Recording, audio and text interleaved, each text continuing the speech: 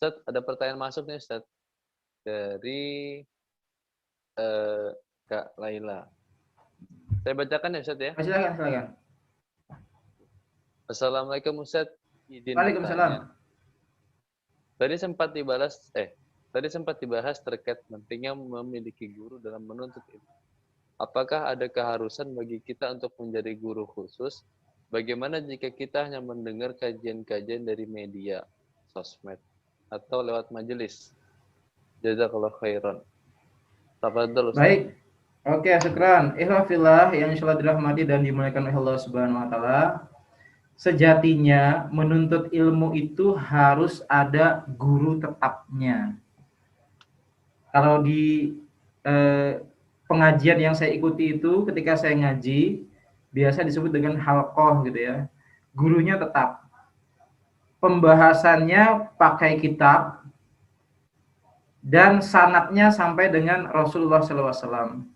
Dalam pengertian kita berguru dengan orang yang memang mengerti, yang keilmuannya itu sampai kepada guru utama tersebut dan sampai kepada Rasulullah SAW. Oleh karena itu, kalau kita mau belajar serius, kita harus betul-betul mencari guru khusus. Kita harus mencari guru tetap. Yang membuat kita itu semangat bermajelis ilmu adalah ketika kita ngaji, ngajinya itu pakai kitab.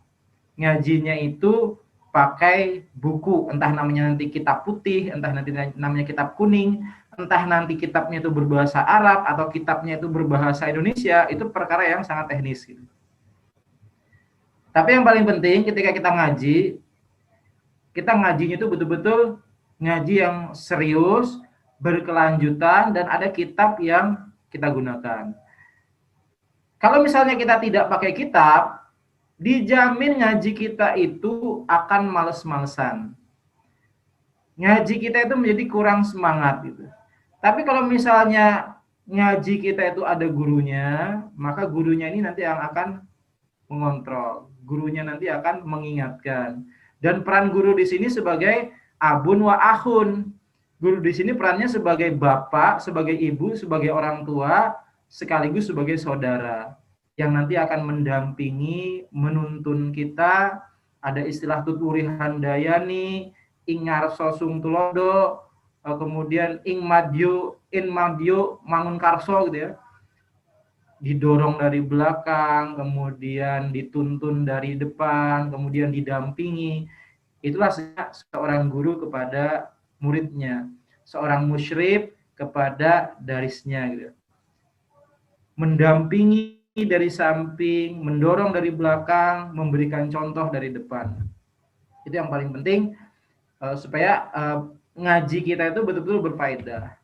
Maka kalau misalnya nanti teman-teman baik itu ikhwan maupun akhwat yang serius, pengen ngaji, pengen punya guru khusus, pengen punya guru tetap, nanti bisa aja tuh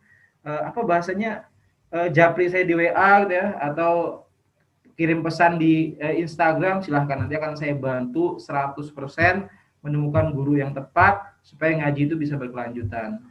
Dan berbahayanya kalau kita ngaji tidak pakai guru, ngaji kita cuma bermodalkan online, ngaji kita cuma searching lewat media sosial atau lewat YouTube, dikhawatirkan ngaji kita itu tidak dua arah. Ngaji kita itu tidak interaktif. Dan bahayanya lagi tidak terkontrol gitu ya. Kalau kita sudah berada di majelis taklim, hati kita itu mungkin putih gitu ya. Seperti telapak tangan kita gitu. Ketika kita sudah keluar dari majelis taklim, hitam lagi hati kita gitu ya. Seperti kita melihat punggung tangan kita gitu. Tangan laki-laki gitu ya. Laki-laki ini kan depan telapaknya putih, belakangnya hitam gitu. Kalau perempuan itu yang apalagi perawatan itu depan belakang biasanya putih gitu. Ya itu seperti itu. Makanya majelis taklim, majelis ilmu, apalagi majelis ilmu dan majelis taklim itu sesuka hati dan sesuka gue gitu ya. Mau hadir silahkan, enggak hadir juga monggo gitu ya. Tapi kalau sudah punya guru tetap, ada guru khusus, ada musyrif, ada murabbi gitu. Entah itu namanya liko, entah itu namanya halqah, entah itu namanya pengajian rutin, dan biasanya itu mingguan gitu. Insya Allah itu akan membuat kita semangat, insya Allah akan memicu dan memacu kita untuk terus mempelajari Islam. Dan ada tuntutan juga dari guru kita, ketika Anda sudah mengetahui ilmu ini, tolong Anda nanti menyampaikan juga kepada orang lain. Dengan cara apa? Dengan cara yang sama. Anda nanti menjadi guru juga, gitu, dan Anda juga nanti akan mengajarkan ilmu kepada orang lain, gitu ya. Khususnya yang memiliki kesanggupan. Kalau tidak sanggup, hanya ingin menjadi sebagai murid saja, sebagai orang yang menuntut ilmu secara istiqomah, ya tidak ada masalah. Silahkan. Jadi yang paling penting ketika kita ngaji itu harus bersanad, gitu ya. Ngaji itu harus sampai kepada Rasulullah SAW. Jangan sampai kita ngaji itu terputus, gitu ya. Makanya kalau misalnya ngaji serius itu dari kitab pertama. Setelah kitab pertama, Anda bisa langsung kitab ketiga. Harus dari kitab pertama selesai, kitab kedua, kitab ketiga, kitab keempat, dan seterusnya. Untuk bisa mencapai anak tangga yang ke-10, perlu anak tangga pertama, kedua, ketiga, dan seterusnya. Nah, itu yang paling penting. Jangan sampai kita termasuk orang-orang yang merugi gara-gara kita hanya mengikuti majelis ilmu yang itu comotan, yang itu random, yang itu tidak ada guru tetapnya, gitu. Nah, termasuk kegiatan seperti ini. Ini kan hitungannya kan pengajian umum, gitu ya, tidak khusus. Kalau sudah khusus itu liko atau halakoh itu biasanya terbatas, maksimal 5 orang atau 10 orang, gitu ya. Dengan durasi waktu 1 sampai dengan 2 jam sesuai dengan situasi dan kondisi yang ada, gitu. Kemudian ada komitmen-komitmen yang harus kita kerjakan, kita jalankan, gitu. Mulai dari ngaji, tilawah, dan sebagainya. Itulah peran dari guru yang membimbing, yang menuntun, dan yang menuntut kita. Tidak sekedar menuntun kita, dia juga menuntut kita supaya kita menjadi lebih baik, dan lebih baik lagi. Tidak sekedar menjadi pribadi yang biasa-biasa saja, tapi yang diharapkan adalah menjadi pribadi yang lebih baik dan lebih baik lagi. Gitu, Kang Dimas. Siap, Ustaz. Untuk tadi itu jawaban Ustaz. Ustaz, ini masih ada 1, 2, 3 pertanyaan lagi, Ustaz. Ya. Oke, mungkin ini 3 pertanyaan terakhir. Ini dari Kak Aniswati. Saya bacakan, Ustaz, ya. Silakan. Assalamualaikum, Ustaz. Izin bertanya. Salam. Saya memiliki teman se-alma mater. Jadi kalau saya di kampus, saya hampir setiap hari bersama mereka. Bahkan sampai dibuat grup khusus untuk pertemanan itu, atau kalau bisa dibilang geng kampus, Ustadz. Tapi akhir-akhir ini saya agak risih karena kalau setiap kumpul pasti ngomongin orang. Apalagi kalau di grup WhatsApp. Bagaimana menurut Ustadz, apa yang harus saya lakukan? Saya seringkali menghindar kalau ketemu, tapi tetap aja dikejar-kejar. Begitupun di grup WhatsApp. Saya bingung, Ustadz, gimana cara meninggalkan mereka dengan cara yang baik. Syukron, Ustadz. Wassalamualaikum. Waalaikumsalam warahmatullahi wabarakatuh. Terima kasih atas pertanyaannya, bagus sekali. Mudah-mudahan pertanyaan ini mewakili pertanyaan teman-teman yang lain.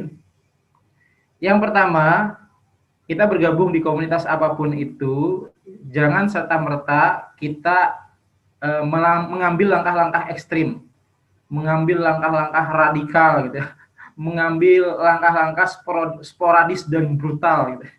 Maksudnya apa? Tidak sesuai dengan keinginan kita katakan bid'ah. Tidak sesuai dengan ekspektasi kita, keluar dari grup, dan seterusnya. Padahal kita sudah berteman tidak sehari 2 hari, tidak sebulan 2 bulan, bahkan bertahun-tahun.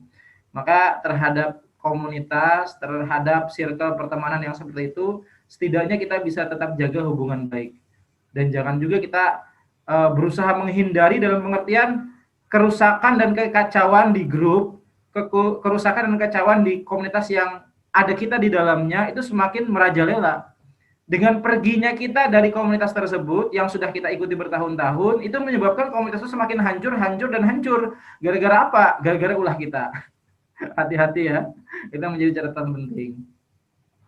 Kemudian yang kedua, di dalam salah satu hadis disebutkan, setiap keburukan di masa lalu yang pernah kita lakukan atau yang sedang kita lakukan, itu insya Allah akan terhapus dengan setiap kebaikan yang kita amalkan atau yang kita perbuat. Jadi jangan berputus asa, khususnya teman-teman yang hijrah tapi di masa lalunya itu penuh dengan kedurhakaan kepada orang tua, pacaran yang nyaris zina bahkan sudah zina gitu ya. Ada yang menggunakan narkoba, ada yang minum minuman keras, ada yang berkecimpung dengan riba dan seterusnya. Tapi ingat, sekali lagi, setiap amalan baik yang kita lakukan pada hari ini, pada saat sekarang dan di masa mendatang, insya Allah mudah-mudahan itu terkategori sebagai amalan yang menunjukkan bahwa kita bertobat kepada Allah Subhanahu wa taala, dan mudah-mudahan setiap perbuatan baik yang kita lakukan itu akan menghapuskan amalan-amalan buruk di masa lalu. Ya samalah seperti Umar bin Al-Khattab yang masa lalunya ngeri sekali, bahkan anaknya pernah dia kubur hidup-hidup, dia sembah berhala, dia makan berhala yang dia buat gitu. Dia sembah, dia makan, dia bunuh anaknya gitu. Tapi Umar alhamdulillah bertobat. Dan dalam pertobatannya itu dan dalam amalannya itu yang dia lakukan, setiap perbuatan baik yang dia lakukan insya Allah akan menghapuskan dosa-dosanya di masa lalu. Kaitannya apa dengan apa yang ditanyakan oleh si Mbak tadi? Maka Mbak siapa tadi, Kak Dimas? Mbak Aini. Mbak Aini ya. Kaitannya dengan hadis tersebut yang ditanyakan oleh Mbak Aini tadi, bahwa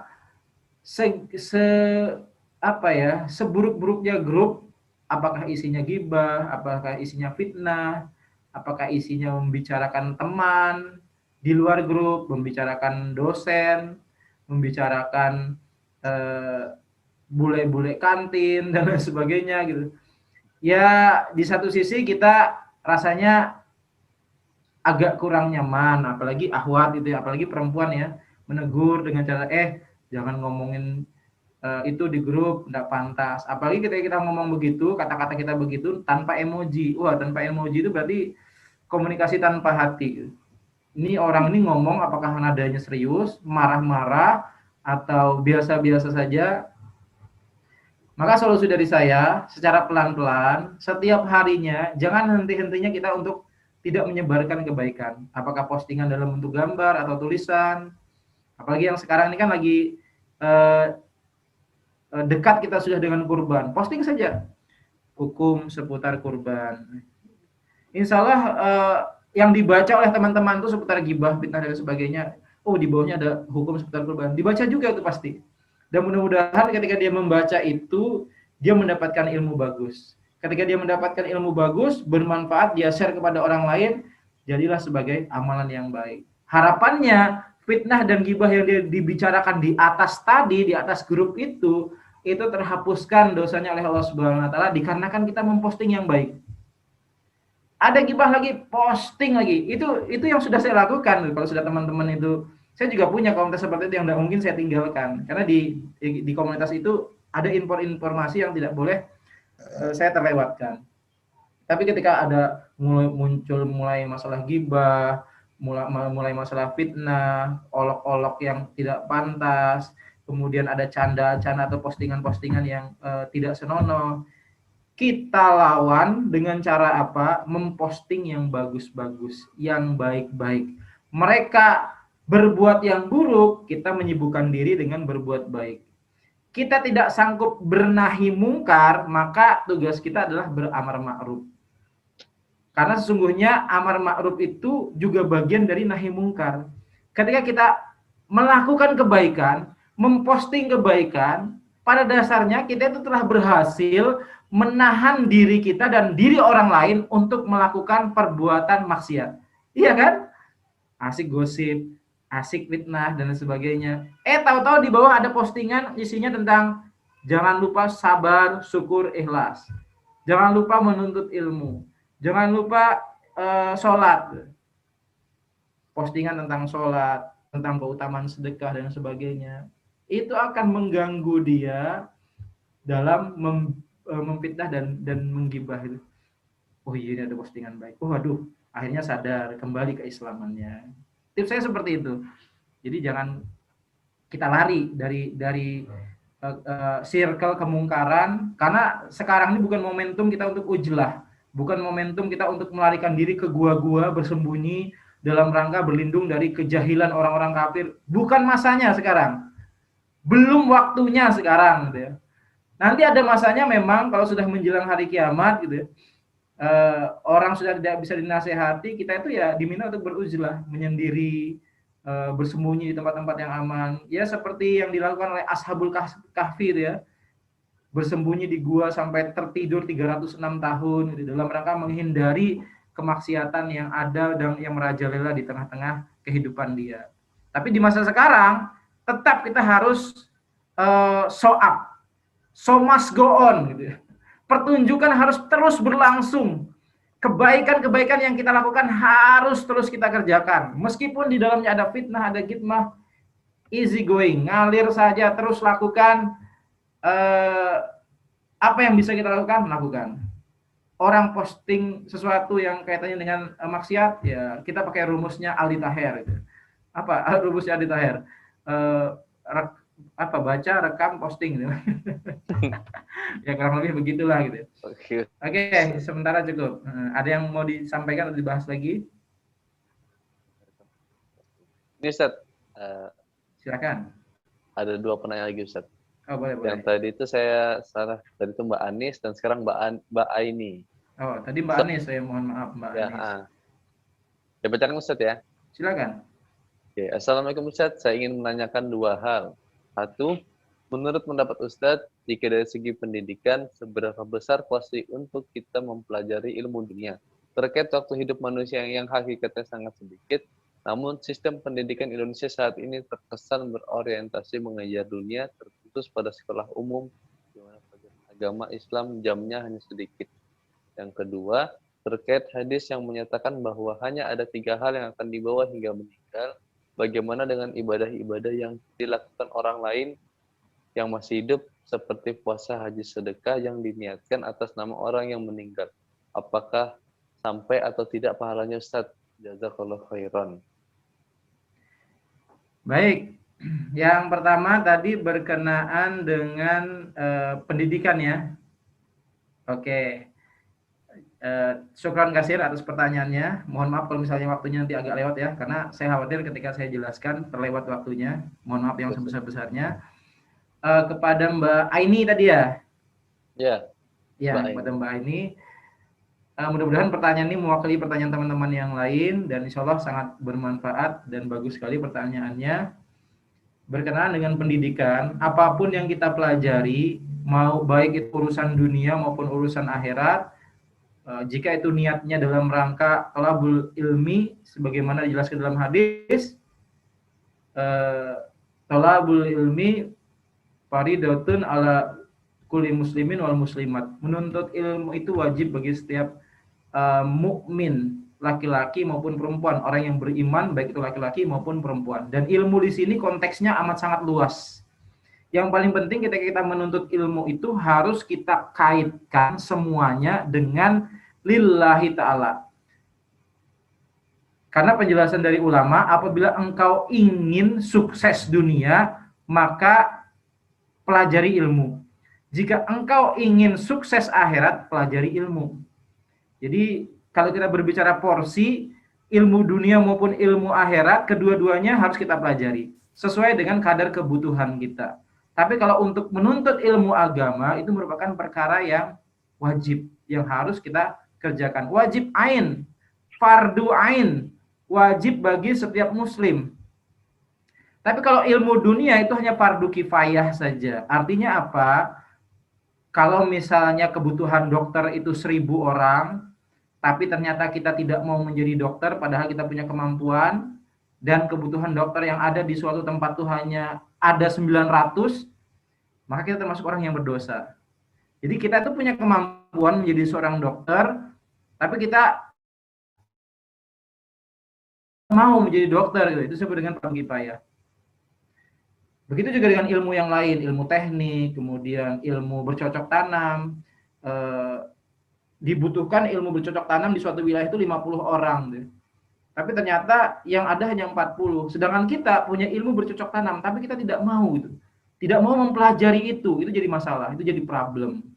Di situ letak bedanya ilmu dunia dengan ilmu ilmu agama. Kalau ilmu dunia itu hanya fardu kifayah, tapi tetap penting gitu ya. Tapi sekali lagi tetap penting.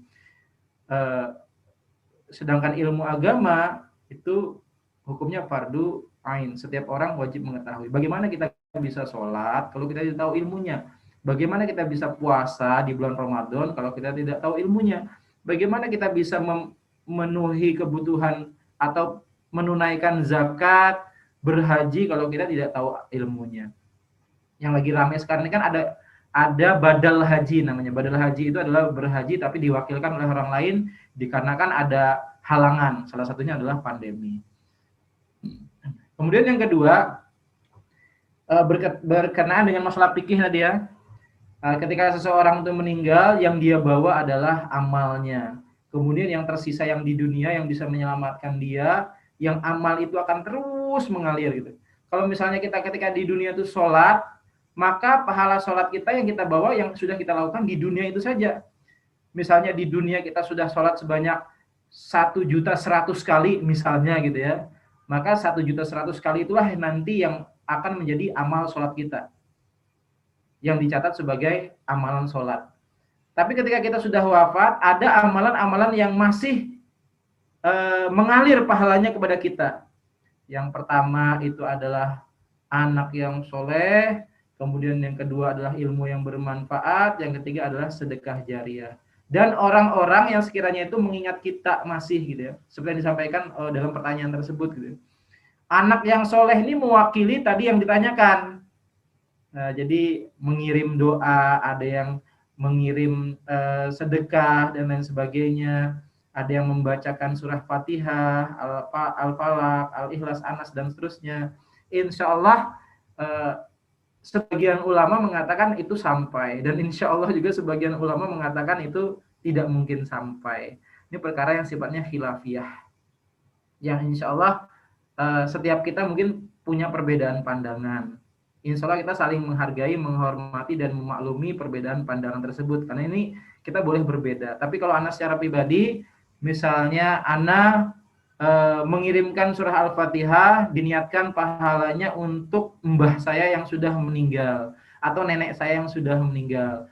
Insya Allah pahalanya sampai. Tapi kalau misalnya ada yang mengatakan pahalanya tidak mungkin sampai, karena dasarnya adalah hadis tadi. Yang sampai itu adalah anak yang mendoakan, anak yang soleh, anak yang berbakti, anak yang dididik oleh orang tuanya, kemudian dia mendapatkan amal jariah dari anaknya gitu. Ya boleh-boleh saja sih, tidak ada problem. Artinya ini perkara yang sifatnya berbeda di antara kita. Itu menjadi catatan penting berkaitan dengan apakah pahala puasa, haji, sedekah, dan lain-lain yang diniatkan untuk orang lain, apakah itu sampai atau tidak, ya dikembalikan kepada kita pemahamannya seperti apa. Kalau saya secara pribadi, insya Allah sampai. Cukup? Oh, oke, cukup, ada Ustaz. satu lagi pertanyaannya? Satu lagi, Ustaz. Itu untuk Kak ini, jawaban dari Ustaz. Ini dari Kak Apriliana. Assalamualaikum Ustaz, saya ingin bertanya Ustaz. Gimana cara kita bisa tahu kalau guru yang menjadi tempat kita untuk menuntut ilmu itu sudah tepat, bukan yang mengarah ke radikalisme, Ustaz? Mohon penjelasannya. Jazakallahu khairan.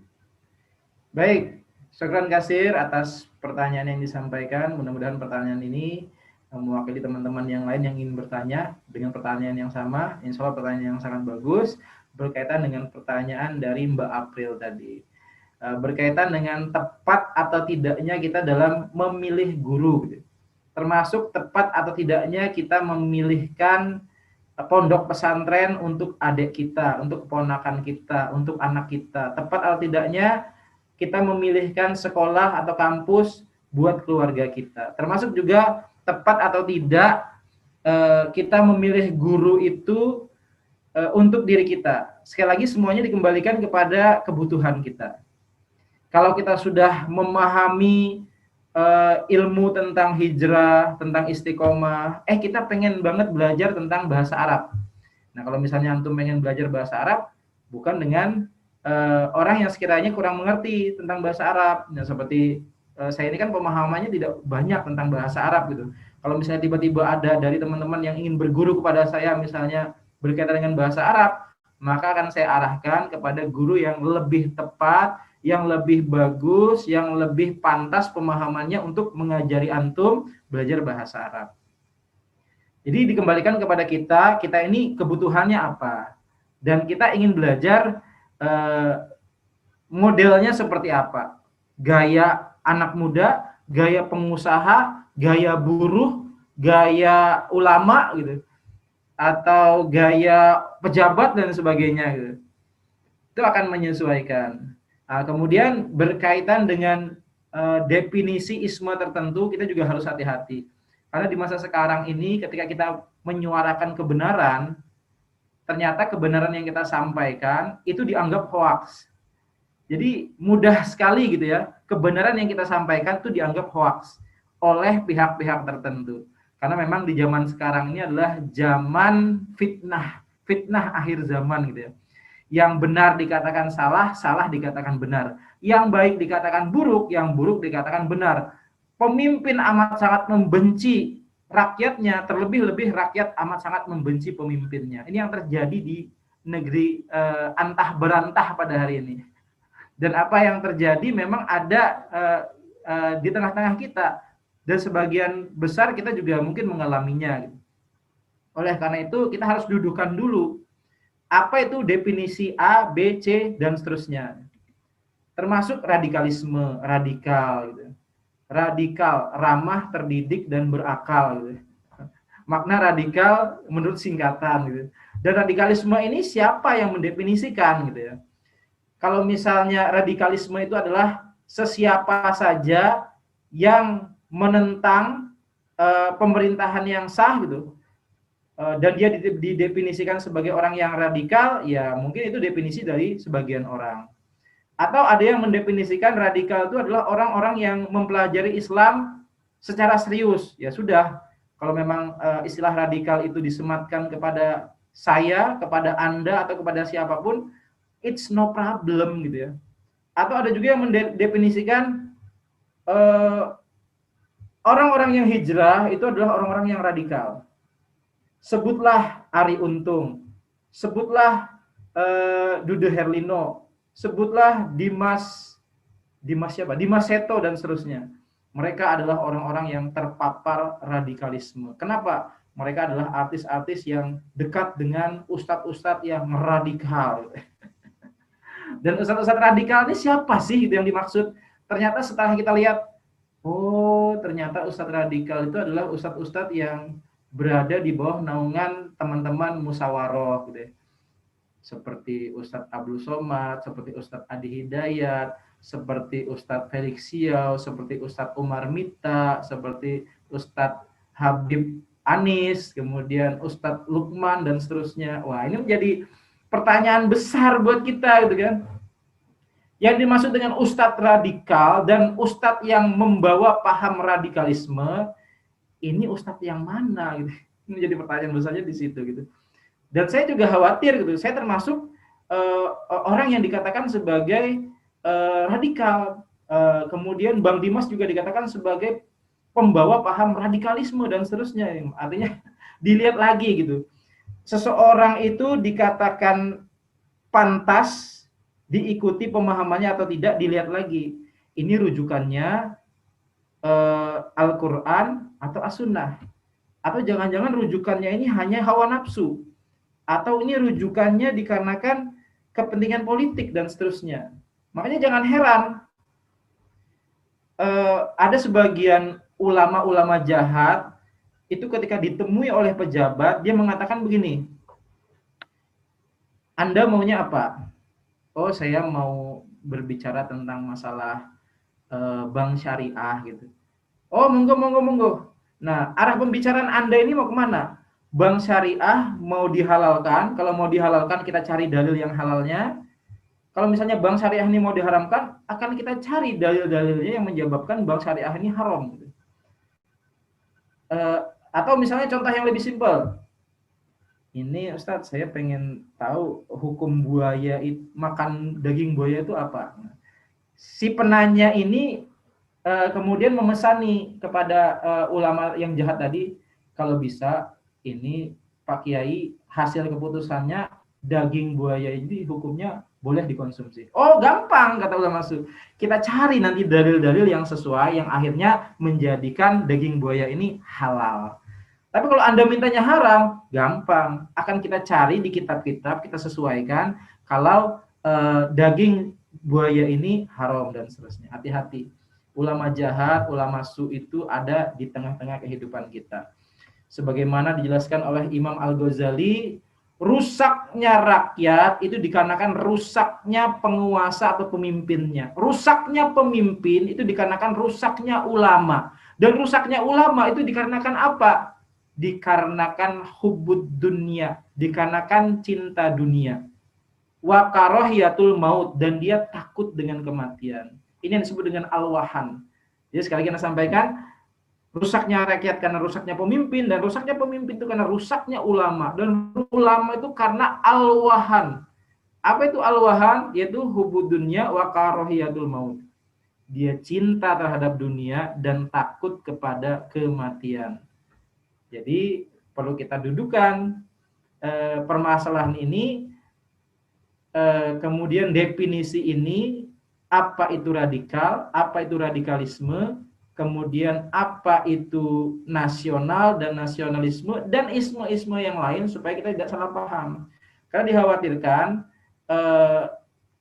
istilah-istilah ini, sebutan-sebutan ini malah menyudutkan ulama-ulama yang lurus. Ulama-ulama yang memang betul-betul ingin menegakkan amar ma'ruf dan nahi mungkar. Itu yang dapat Anda sampaikan. Mudah-mudahan bermanfaat. Oke, siap Ustaz.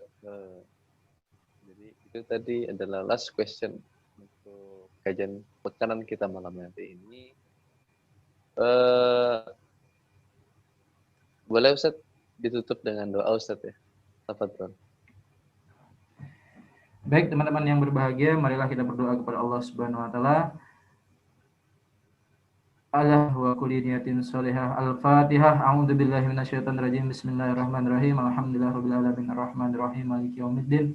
Iyyaka na'budu wa iyyaka nasta'in ihdinas siratal mustaqim siratal ladzina an'amta 'alaihim ghairil maghdubi 'alaihim waladdallin. Amin. Amin amin ya Allah. Bismillahirrahmanirrahim. Allahumma inni as'aluka ilman nafi'an wa rizqan thayyiban wa amalan mutaqabbalan.